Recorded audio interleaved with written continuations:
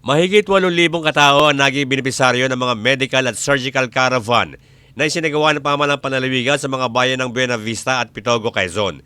Ayon kay Governor Dr. Helen Tan, huli na ang nasabi mga bayan sa kanilang caravan ngayong taong ito sa Bundok Peninsula. Pero pagtitiyak nito, hindi anya titigil ang nasabing misyon dahil sa mga malalayong lugar o barangay naman sila pupunta. Dagdag pa ni Governor Tan, ang pangangailangan ng mamamayan sa mga programa pangkalusugan ang isa sa nagbibigay sa kanila ng inspirasyon para magtuloy-tuloy ang nasabing programa. Ay, nako, yung nakita natin ng needs ng ating mga kalalawigan, no, na very important sa kanila yung access to health services. No?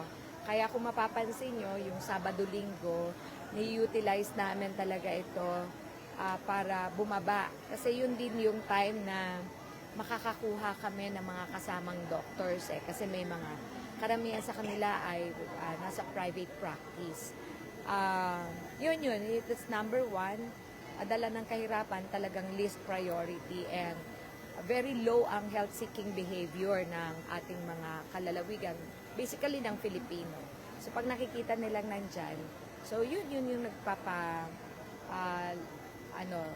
inspiration natin para magpatuloy, no? Kasi we recognize the needs ng ating mga kalalawigan.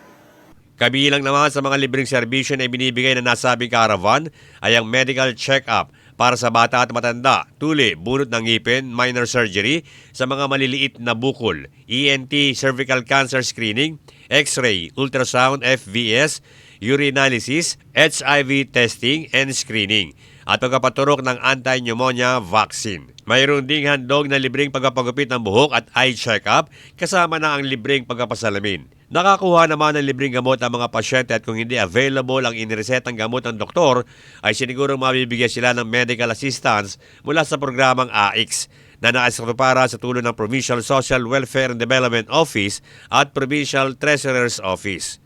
Bert Abrigo nag-uulat para sa DCDG 96.7 Destiny Radio at your service.